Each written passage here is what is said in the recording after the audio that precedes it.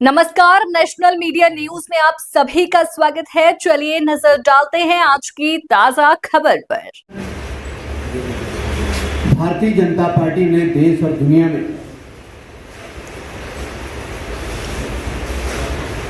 भारत के लिए, भारत की साख को, भारत की इज्जत को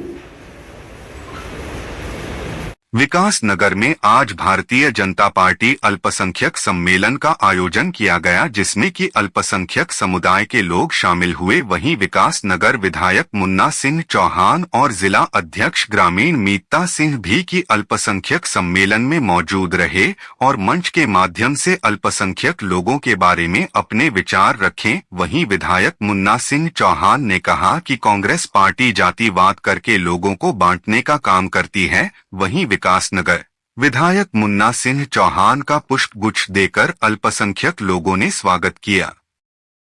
भारतीय सम्मेलन रखा गया, क्या कहना चाहते हैं? ये भारतीय जनता पार्टी अल्पसंख्यक मोर्चा तो जो देहरादून ग्रामीण है जिला, उसकी तरफ से ये सम्मेलन रखा गया था और आप देख रहे हैं इसमें बड़े संख्या में अल्पसंख्यक वर्ग के भाई बहन प्रेजेंट है और सब लोग इस बात के लिए बहुत मुतमईन है, इस बात के लिए बहुत खुश हैं कि मोदी जी के सरकार की और प्रदेश की भारतीय जनता पार्टी की सरकार की जो नीति और कार्यक्रम है उससे अल्पसंख्यक वर्ग के विकास को नई रफ्तार मिली है, जिसमें विशेष रूप से शिक्षा का उन्नयन, अल्पसंख्यक क्षेत्रों में इंफ्रास्ट्रक्चर डेवलपमेंट और विशेष रूप से महिला सशक्तिकरण के लिए जो काम हो रहे हैं।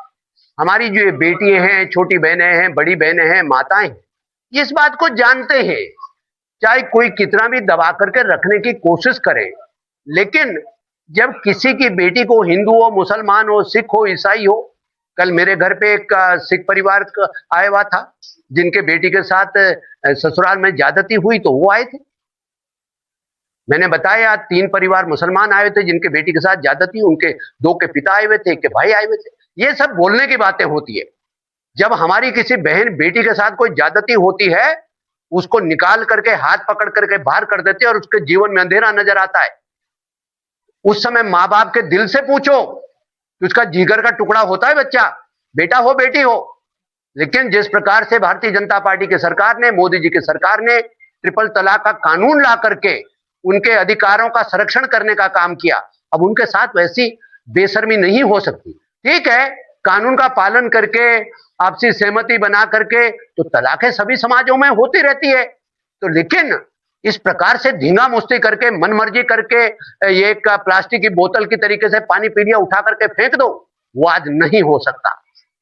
तो आज हमारी मुसलमान बेटियां इस बात को अच्छे से समझ रही है। आज मुझसे, आपको तो मालूम है, मैं तो आज सुबह भी एक स्वच्छता रैली में था और स्वच्छता रैली में उसमें ज्यादातर लड़कों से ज्यादा लड़कियां थी और उस लड़कियों में भी मैं आपको बता रहा हूं 25-30% तो मुसलमान बच्चियां थी। वो सब समझते हैं, अब अपने जीवन को, अपने अधिकारों को समझते हैं, अपने भविष्य को समझते हैं। तो हमारा काम यही है, केवल चुनाव के दौरान नफरत का, जात पात का, चुनाव के दौरान हिंदू मुसलमान का चूरण बांट करके अपनी राजनीति चमकाने वाली कांग्रेस को यह समझना चाहिए कि अब मुस्लिम समाज धीरे धीरे अपने अधिकारों को समझने लगा है, शिक्षा का मतलब समझने लगा है। मोदी जी है भाई जिन्होंने कहा जरूर दीनी तालीम दो, ठीक है, बच्चे के हाथ में कुरान भी हो एक, लेकिन कंप्यूटर भी हो, रोजी रोटी भी हो। और मैंने अभी उदाहरण दिया कि जो ट्रिपल तलाक का कानून भी बना, वो हमारे इसी उत्तराखंड की बेटी हैं सायरा बानू, जिसने इस लड़ाई को सुप्रीम कोर्ट तक लड़ी, दशकों तक। और जानते हैं, वो कोई अनभिज्ञ परिवार नहीं है कि उनको बेला फुसला करके किसी ने बना दिया होगा।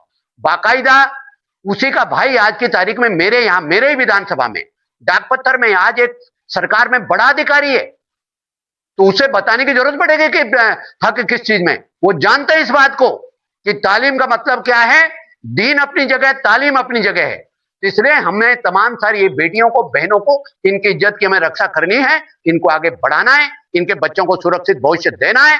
सबका साथ, सबका विकास, सबका विश्वास। और नरेंद्र मोदी की जी को योजना है, आयुष्मान भारत की योजना है, कोई जात पात का भेद है क्या? मुफ्त राशन की योजना जात पात का भेद है क्या? मिड डे मील की योजनाएं, कोई जात पात का भेद किया है क्या? अभी मैंने बताया सरकारी स्कूलों में हम ड्रेस देते हैं, जूता देते हैं, चप्पल देते हैं, फ्री की किताब देते हैं, कोई जात पात का भेदभाव है क्या? क्या बताना चाहते हैं? तो लिहाजा जो चुनाव के दौरान ये ठगने का काम करते हैं, इनको धीरे धीरे वो समय आ गया कि हमारा देश का अल्पसंख्यक वर्ग, वो हिंदू हो, ईसाई हो, सिख हो, ये तमाम सारे लोग इस घृणित मानसिकता को सबक सिखाने का काम कर रहे हैं। और आज कश्मीर से लेकर के कन्याकुमारी तक इसी वजह से भारतीय जनता पार्टी का डंका बज रहा है। लोग सब समझ रहे हैं इस बात को। आज कश्मीर के लोग जहां कभी एक तिरंगा का लाल चौक पे भी पाकिस्तान का झंडा फहराया करते देशद्रोही, आज पूरी कश्मीर घाटी तिरंगे से पटी रहती है। और वहां की हमारी बेटियां, वहां के हमारे नौजवान, हमारे बच्चे क्रिकेट में आगे बढ़ रहे हैं, विज्ञान में आगे बढ़ रहे हैं, आईएएस अधिकारी